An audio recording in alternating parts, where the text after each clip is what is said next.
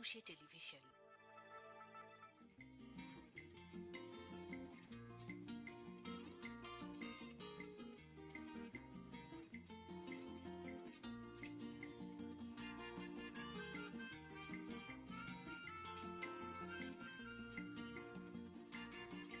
শুভ দুপুর প্রিয় দর্শক, একুশে টেলিভিশনের প্রতিদিনের নিয়মিত সরাসরি সম্প্রচারিত অনুষ্ঠান একুশে দুপুরে সবাইকে শুভেচ্ছা। শুভেচ্ছা আপনাদেরকেও যারা দেশের বাইরে বসে একুশে দুপুর দেখছেন। প্রিয় দর্শক, প্রথমে জানিয়ে দিচ্ছি আজ আমাদের সাথে গল্প স্বল্প পর্বে উপস্থিত থাকবেন জাপানের কিউশু বিশ্ববিদ্যালয়ের সহযোগী অধ্যাপক ডক্টর আশির আহমেদ। আর অনুষ্ঠানের পুরো সময় জুড়ে আপনাদের সঙ্গে আছি আমি আরিফা আক্তার নিপা। তো আসুন কথা বলি আমাদের আজকের অতিথির সাথে। স্বাগত একুশে দুপুরে। খুবই ভালো লাগছে আপনি আজকে আমাদের মাঝে এসেছেন এবং আমরা এটা জেনে গেছি পরিচিতি পর্বে যে আপনি কিউশু বিশ্ববিদ্যালয় জাপানের একজন স্বনামধন্য অধ্যাপক এবং শুরুতেই আমি জানতে চাইবো আপনার গবেষণার বিভিন্ন দিকগুলো সম্পর্কে। আচ্ছা, অনেক ধন্যবাদ। আমার এক্সপার্টিজ হলো তথ্য প্রযুক্তি। সো তথ্য হলো এক জায়গায় জন্ম হয়, আরেকজনের তথ্য সেটাকে কনজিউম করে। সো তথ্য বিভিন্ন ধরনের হতে পারে, যেমন আমাদের মিডিয়াগুলো বিভিন্ন তথ্য প্রচার করে থাকে। কিন্তু এই তথ্যের ভিতরে আমরা দেখতে পাই যে অনেক ইম্পর্টেন্ট, আমাদের জীবনযাপনের জন্য অনেক গুরুত্বপূর্ণ কিছু তথ্য বহন করে। যেমন ধরেন যে স্বাস্থ্য তথ্য, খুব সিম্পল কিছু তথ্য একটা জীবন বাঁচাই দিতে পারে। তো আমার গবেষণাটাই হলো গ্রামের তথ্য নিয়ে, যে গ্রামে কি কি তথ্য উৎপন্ন করা যায়, গ্রামে কি কি তথ্য পৌঁছে দেয়া যায়। সো এটা নিয়ে আমাদের গবেষণা। আমাদের অনেকগুলো প্রজেক্ট আছে। না, সেই কোন বিষয়টাকে আপনারা অগ্রাধিকার দিচ্ছেন? এখন আমরা স্বাস্থ্য তথ্য নিয়ে কাজ করতেছি। তো কেন মনে করলেন স্বাস্থ্যটাকে কেন বেছে নিলেন? স্বাস্থ্যটা বেছে নেওয়ার কারণটা হলো গ্রামের দিক থেকে এখন আপনি যদি ধরেন যে আমাদের বিশেষ করে ডেভেলপিং কান্ট্রিগুলো, শুধু বাংলাদেশের কথা না, এটা অন্যান্য দেশের একই কথা, রুরাল এরিয়াগুলোতে আমরা হাসপাতাল বানাতে পারছি না। কারণ একটা অবকাঠামো লাগে, বড় একটা বিল্ডিং লাগে, তার ভিতরে আপনার ডায়াগনস্টিক টুলগুলো লাগে, একটা ডাক্তার বসানো লাগে, নার্স লাগে। এই যে প্রস্তুতিটা, এটা প্রত্যেক গ্রামে গ্রামে তৈরি করা, এটা অনেক অর্থনৈতিকভাবে অনেক টাকার দরকার হয়। তারপরে এই হাসপাতালটাকে আপনার মেনটেন করার জন্য, অপারেট করার জন্য এটার আরেকটা মেনটেনেন্স অপারেশন কস্ট আছে, এটাও বহন করা সম্ভব না। সো যার জন্য আমাদের রুরাল এরিয়াগুলোতে স্বাস্থ্য সেবা থেকে বঞ্চিত হচ্ছে অনেক লোক। এই জন্যই আপনারা মেইনলি এই বিষয়টাকে বেছে নিয়েছেন এবং আপনার কথা থেকে এটাই বুঝতে পারলাম যে আমাদের এক্সটেন্সিভ একটা হেলথ কেয়ার ইনফ্রাস্ট্রাকচার আছে, কিন্তু এটা কিন্তু সবসময় উঠে আসছে আলোচনায় যে স্বাস্থ্য সেবার আধুনিক ক্ষেত্রগুলোতে দরিদ্র জনগণের বা মাঠ পর্যায়ে তৃণমূল পর্যায়ের জনগণের অ্যাক্সেসিবিলিটিটা সেভাবে আসছে না। সেই ক্ষেত্রে আপনারা তাদের দোরগোড়ায় কিভাবে পৌঁছাচ্ছেন এবং তারা কতটুকু আপনাদেরকে সহায়তা করছে, সাড়া দিচ্ছে, এটা যদি একটু বলতেন। শিওর। আমরা দেখতে চাচ্ছি যে আসলে আমাদের ট্রেডিশনটা কি। আমাদের ট্রেডিশন হলো ধরেন ঠিক ডাক্তার না, গ্রামের দিকে যদি চিন্তা করেন ঠিক প্যারামেডিক্স বা স্বাস্থ্য সেবা যারা দেন আর কি, ওনারা ছোট্ট একটা সুইটকেস নিয়ে বাড়ি বাড়িতে যেতেন। এটা কিন্তু এত ইম্পর্টেন্ট একটা জিনিস যে আপনি স্বাস্থ্য সেবার জন্য হাসপাতালে যাচ্ছেন না, কিন্তু স্বাস্থ্য সেবাটা আপনার ঘরে চলে আসতেছে। সো আমরা ওই ট্রেডিশনটাকে বজায় রেখে ডাক্তার যেই সুইটকেসটা নিয়ে হাঁটতেন, ওই সুইটকেসটাকে আমরা টেকনোলজি দিয়ে সুইটকেসটাকে আপনার যে বড় একটা ক্লিনিক লাগতো, এটাকে মনে করেন ছোট করে একটা সুইটকেসের ভিতরে ঢুকিয়ে ফেলেছে আর কি। সো এটাকে আমরা নাম দিয়েছি, অনেক কিছু দেখছি, যদি একটু বলতেন আমাদের দর্শকদের। আমাদের দেখছি কি যে গ্রামে আসলে কি জিনিসগুলো দরকার। সো খুব আশ্চর্য হয়েছি দেখে যে ডায়াবেটিস, যেমন আমাদের কিছু লাইফস্টাইল ডিজিজ আছে যেগুলোকে হেলথ মেনটেন করতে হয়, এই ধরনের ডিজিজগুলো সম্পর্কে আমাদের যেমন ধারণাও কম। তারপর এটার জন্য আমাদের প্রত্যেকদিন আপনি যদি একটা লাইফস্টাইল ডিজিজ দেখেন, ডায়াবেটিস হলে আপনাকে খুব নিয়মিত আপনার গ্লুকোজটা দেখতে হয়, পরীক্ষা করতে হয়। সো এটা পরীক্ষা করার জন্য যেই আপনার একটা ডিভাইস লাগবে, আপনার কিছু ম্যাটেরিয়াল লাগবে, কনজিউমেবল প্রোডাক্ট আছে, এগুলো আপনার লাগবে। এগুলোর জন্য যে কস্টটা আছে এটা অ্যাফোর্ড করা সম্ভব না, কিন্তু আমরা বলতেছি এটা শেয়ার করা সম্ভব। যদি মনে করেন যে একটা কমিউনিটি মিলে একটা ডিভাইস আর এটাকে পোর্টেবল হেলথ ক্লিনিক বলছি কারণ এটা বহনযোগ্য।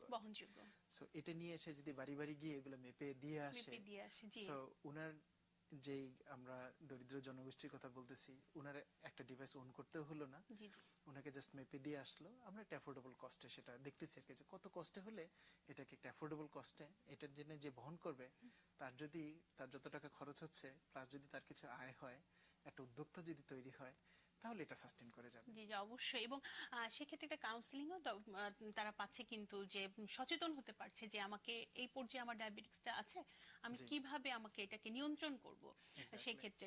আচ্ছা, আরেকটা বিষয় কিন্তু খুব জরুরি, যেটা খুব ছোট্ট একটা জিনিস, ব্লাড গ্রুপিং, যেটা সেই ক্ষেত্রে কি আপনারা কিছু করছেন? হ্যাঁ, আমি ব্লাড গ্রুপিংটা যাওয়ার আগে আরেকটা কথা বলে রাখি আর কি, যে আসলে রোগের জন্য কিন্তু ডাক্তার লাগবেই, আপনার চিকিৎসার জন্য ডাক্তার লাগবে। এটাও হেলথ কেয়ার লেডি বলেন, যাকে আমরা অল্প কিছু ট্রেনিং দিয়ে গ্রামে পাঠাচ্ছি, উনি পারবেন না। সো আমরা এখানে যেটা অ্যাড করেছি, এখানে একটা সফটওয়্যার আছে আমাদের। আচ্ছা, আপনি যেটাই মাপেন না কেন, মাপলে ওই ডেটাটা আমার চলে যাচ্ছে এখানে সফটওয়্যার ভিতরে, এটা ওয়্যারলেসলি কানেক্টেড। আচ্ছা আচ্ছা। সো এই এই কম্পিউটারটা, মানে এই ডিসপ্লেতে যে দেখতে পাচ্ছেন, এইটা আবার কানেক্টেড টু এ ডক্টর। এটা আমাদের ঢাকায় একটা ছোট কল সেন্টার আছে, বিশেষজ্ঞ ডক্টরের সাথে কানেক্ট করা। জি আচ্ছা আচ্ছা। সো উনারা এখন অফিস টাইমে বসেন আপাতত 10টা থেকে 5টা। সো এই 10টা থেকে 5টা আমরা ধরেন একটা ডাক্তার ঘন্টায় 15 জন 10-15 জন লোকের সাথে কথা বলতে পারেন। সো এটা হিসাব করে গ্রামে আমরা কয়েকটা গ্রামে এখন একসঙ্গে, কয়টা গ্রামে আপনারা? আমরা আসলে এভাবে একই সঙ্গে সবগুলো গ্রামে নাই, আমরা এই পর্যন্ত 32টা লোকেশনে গেছি, 32টা গ্রামে, এবং আমরা মোটামুটি 30,000 পেশেন্টকে সেবা দিছি। এবং এই 30,000 পেশেন্টই কি বিশেষজ্ঞ ডাক্তারের সাথে কানেক্ট করতে পেরেছে, এবং তারা কি সেই প্রেসক্রিপশনটা পেয়েছে? এক্স্যাক্টলি, এটা খুব ভালো কোশ্চেন। এটাই বলতে চাচ্ছি, যেটা আমরা কাছে নিয়ে আসছি ডাক্তারকে। সো ডাক্তার যেহেতু আমাদের গ্রামে আসলে পাঠানো খুব কঠিন, ওনাদের লাইভলিহুড রিকোয়ারমেন্ট আছে, ওনারা ঢাকায় ওনাদেরকে রাখতেছি আরবান এরিয়াতে। সো এইখান থেকে ওনারা যেটা করেন, এটা কানেক্ট হয়ে যায়। সো ডেটাটা যেহেতু চলে আসে, একটা ক্লিনিক্যাল ডিসিশনের জন্য এই মেজারমেন্টের ডেটাটা আপনার খুব দরকার। সো উনি এটা দেখে আরেকটা কাজ যেটা করে এই সফটওয়্যারটা, এটা 4টা কালারে ভাগ করে ফেলে, যে আপনি কি আপনি সিক নাকি সিক না। সো এটাকে গ্রহণ করার জন্য 4টা কালারে ভাগ করেছি, সবুজ থেকে লাল পর্যন্ত। সবুজ মানে হলো আপনার কোনো রোগ নাই। সো এটা মেজারমেন্ট করে যদি দেখে যে আপনার টেম্পারেচার 98.4 ডিগ্রি ফারেনহাইট, তার মানে হলো আপনি সেফ অবস্থায় আছেন, আপনাকে একটা গ্রিন সিগন্যাল, আপনাকে একটা সবুজ কার্ড দেখাবে। আর যদি দেখে যে না আপনি 100-র উপরে চলে গেছেন, তখন আপনি একটা লাল কার্ড দেখিয়ে দেবে আর কি। সো তার মানে হলো আপনি আপনার ডাক্তারের সাথে কথা বলা দরকার, যে এটা নিয়ে ঘুরতেছে ওই মহিলা বা ওই ডাক্তারটা, সে একটা ক্লিনিক্যাল ডিসিশন দিতে পারছে না। সো ডাক্তার রোগীর সাথে সরাসরি কথা বলে, আমাদের এখানে একটা ভিডিও কনফারেন্সিং টুল আছে, সাথে কথা বলে সিমটমটা দেখে, আর এই মাপগুলো তো সব জেনে ফেলতেছে। তো আপনি চিন্তা করেন, ঢাকায় থাকলে আপনাকে বিভিন্ন ডায়াগনস্টিক সেন্টারে যেতে হয়, ওগুলোকে নিয়ে এসে তারপরে ডাক্তারের কাছে দেখান, তারপর ডাক্তারের পরে আপনাকে একটা প্রেসক্রিপশন দিবে। সো এটা আপনি সাথে সাথে পেয়ে যাচ্ছেন। সো প্রেসক্রিপশনটা ডাক্তার ওইখানে লিখে দিচ্ছেন, এটা এখানে চলে আসতেছে, আমাদের একটা প্রিন্টার আছে এখানে, ছোট প্রিন্টার, ওটা থেকে প্রিন্ট হয়ে চলে আসতেছে। সো এটা প্রিন্টেড, আপনি একটা ওষুধের নাম যে কোনো ফার্মেসিতে নিয়ে যান, ওটা দেখালে ফার্মেসি ইজিলি পেয়ে যাচ্ছে আর কি। সো এটা একটা ভালো দিক। এটা করতে গিয়ে আমরা যেটা পেয়েছি আর কি, যে গ্রামে খুব আশ্চর্য শুনলে যে 80% লোক নিজের ব্লাড গ্রুপটা জানে না। আচ্ছা, সেই ব্লাড গ্রুপটা জানাটা কতটা দরকার। যেমন ধরেন যে আমরা যে জায়গায় এখন কনসেন্ট্রেট করতেছি, যে কলেজ, মহিলা কলেজগুলোতে, যারা এখন মহিলা কলেজগুলোতে পড়তেছেন 5 বছর পরে মা হবেন।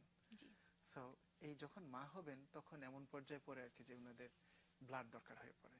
সো ব্লাড দরকার হলে তখন দুটো জিনিস দরকার হয়, যে মহিলার যিনি গর্ভবতী, উনার ব্লাড গ্রুপটা জানা দরকার, যেমন উনার ব্লাড গ্রুপের সাথে ম্যাচ করতেছে এমন লোককে আবার খুঁজে বের করতে হবে। তো সবার আবার ব্লাড টেস্টিং করতে হবে। সো এই জন্য আমরা দেখলাম যে ব্লাড টেস্ট করতে আপনার মোটামুটি 10 থেকে 15 টাকা হলে আপনি একটা ব্লাড টেস্ট করে ফেলবেন, খুবই অ্যাফোর্ডেবল। আর এটা করতে আমাদের সময় লাগে মাত্র 3 থেকে 5 মিনিট। তো আমরা যেটা করতেছি, ব্লাড টেস্টটা করতেছি ঠিকই, আমাদের অনেক অর্গানাইজেশন আছে যারা ব্লাড গ্রুপিং করে এবং সাথে সাথে আপনার ব্লাড ডোনেট করে। আমাদের দেশে কিন্তু মানুষ খুব ডোনেট করার জন্য প্রচন্ড আগ্রহী। দেখেন, যখন একটা দুর্ঘটনা হয়, যতটুকু আমাদের ক্যাপাসিটি, এর চেয়ে অনেক বেশি মানুষ রক্ত দিতে চান। তো রক্ত গ্রামের ক্ষেত্রে কি হয়, আমরা রক্তগুলোকে প্রিজার্ভ করতে পারি, রেফ্রিজারেশনটা নাই, সংরক্ষণের সেরকম ব্যবস্থা নাই। তো সবচেয়ে নিরাপদ জায়গা হলো মানুষের শরীর, শরীরেই থাকবে রক্ত। জি জি। আমরা যেটা করতেছি, গ্রুপিং করে, আমি জাস্ট আপনার অ্যাড্রেসটা, আপনার মোবাইল ফোনটা, আমার একটা ডেটাবেস আছে, এটাকে আমি নাম দিয়েছি ভার্চুয়াল ব্লাড ব্যাংক। আচ্ছা। সো এই ভার্চুয়াল ব্লাড ব্যাংকে আমি সবার, এই যে এখানে প্রত্যেকের নাম আছে, ওনার ব্লাড ব্যাংক, ওনার টেলিফোন নাম্বার আছে, এবং উনি কোথায় থাকেন সেটা জানি। সো ধরুন যে আমাদের দেশে ও নেগেটিভ এই ব্লাড গ্রুপটা খুব রেয়ার।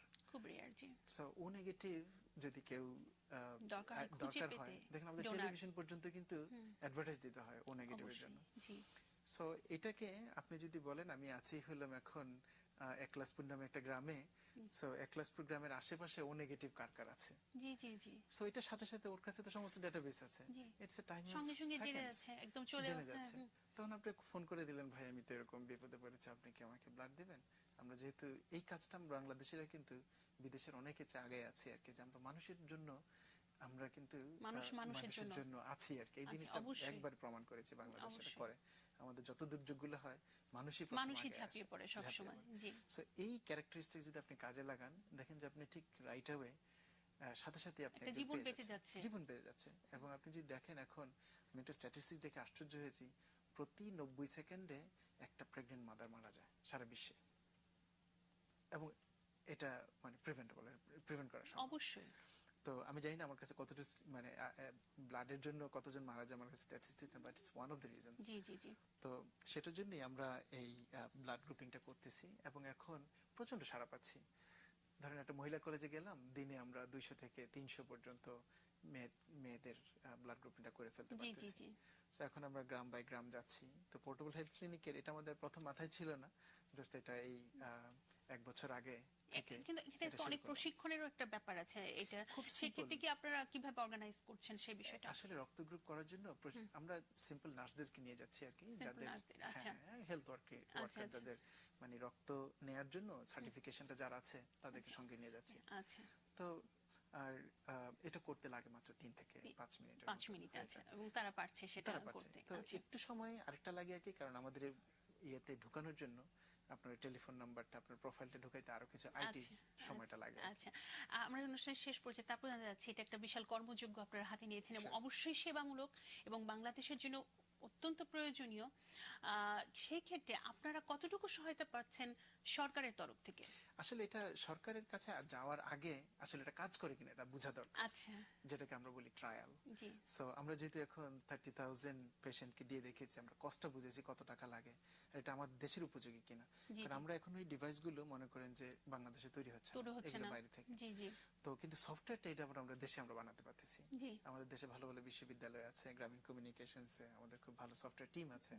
সো এই সফটওয়্যারটা আমরা খুব ইজিলি বানায় ফেলতে পারতেছি। সো এটা হলো একটা। আর এই ডিভাইসগুলো আমাদের দেখতে হবে আসলে আমাদের জন্য কতটুকু উপযোগী। সো আমরা ট্রায়াল করে এটা বুঝে গেছি যে এগুলো কাজে লাগছে, আমাদের সাস্টেইনেবল, আমাদের এই এক্স্যাক্টলি কষ্ট বুঝে গেছি, এখন এটা সম্ভব। এখন আমরা কিভাবে স্কেল করব, এইটা হলো এখন আমাদের কাজ। সেক্ষেত্রে অনেক সাহায্যের হাত তো আপনাদের দরকার, সাহায্য দরকার। এক্স্যাক্টলি, একটা হলো যে আন্ডারস্ট্যান্ডিংটা দরকার, জি, বোঝাপড়াটা দরকার, কোলাবোরেশন দরকার বিভিন্ন প্রজেক্টে, বিভিন্ন সরকারি বেসরকারি পর্যায়ে। সেই ক্ষেত্রে আপনারা কতটুকু আমরা জাস্ট ভরসা রাখতে পারছেন? জি, জাস্ট 1 সপ্তাহ আগে বাংলাদেশে একটা বড় স্বাস্থ্য মন্ত্রণালয়ের পক্ষ থেকে একটা কনফারেন্স হলো। সো ওইখানে উনি আসলে আমাকে দাওয়াত দিয়ে নিয়ে আসছেন জাপান থেকে। সো এবার আসার ওয়ান অফ দ্য রিজন হলো যে ওই কনফারেন্সে আসা। তো সরকারকে দেখিয়েছি এবং অন্যান্য প্রতিষ্ঠানগুলো দেখেছে। সো এই তারা কতটুকু আগ্রহী হয়েছে? প্রচন্ড আগ্রহী এবং আমি খুব ডিলাইটেড যে সবাই পছন্দ করছে। সাথে সাথে সংশয়ও আছে, যেমন কিছু কিছু ডিভাইস আছে, আপনার ডিজিটাল ডিভাইস বলতেই সবগুলো যে অ্যানালগের চেয়ে ভালো বলা যাবে না। জি জি। সো আমরা এগুলো খুব টেস্ট এন্ড ট্রায়াল করে করে করে করে সবচেয়ে বেস্ট ডিভাইসগুলো নিয়ে আসি। মনে হচ্ছে সেক্ষেত্রে একটা অর্থের ব্যাপার আছে, সেই ক্ষেত্রটা থেকে আপনারা কি করছেন? হ্যাঁ, এক্স্যাক্টলি। তো আমরা দেখতেছি আর কি যে এটা আসলে বিজনেসের সাথে যায় কিনা। আচ্ছা। তো যাতে এটা ইনকাম হলে, এটা যদি ইনকামের সাথে কোনো রকমে লেগে যায় তাহলে এটা সাস্টেইন করবে। সো যদি সরকার থেকে, সরকার আমাদের সাথে সহযোগিতা একটা পিপিপি মডেলের কথা চিন্তা করতেছে, যে পাবলিক প্রাইভেট পার্টনারশিপ, ওটা হলে সরকারের সাথে একসঙ্গে কাজ করা যাবে আর কি। খুবই ভালো লাগলো। অনুষ্ঠানের শেষ পর্যায়ে 1 মিনিট আছে, জানতে চাচ্ছি যে আপনি জাপানের একটা বিশ্ববিদ্যালয়ে স্বনামধন্য একজন অধ্যাপক, সেখানে কাজ করছেন এবং দেশের টানে বাংলাদেশে আসছেন, আপনার অনুভূতিগুলো যদি একটু বলতেন। আসলে অত দেশের টান বলে কেমন বড় বড় শোনায়, ঠিক ওইরকম না আর কি। আসলে আমি যে জিনিসটা করতেছি, ইউনিভার্সিটিতে আমরা গবেষণা করি, গবেষণা করে পেপার পাবলিশ করি, কিন্তু আমি দেখতে চাই যে এটা সমাজে কতটুকু কাজে লাগতেছে। সো সমাজ হলে সবচেয়ে ভালো কাজ করা যায় হলো বাংলাদেশে, যেহেতু আমি এখান থেকে কাজ করার সাথে সাথে কিছু উপকার হচ্ছে লোকজনের।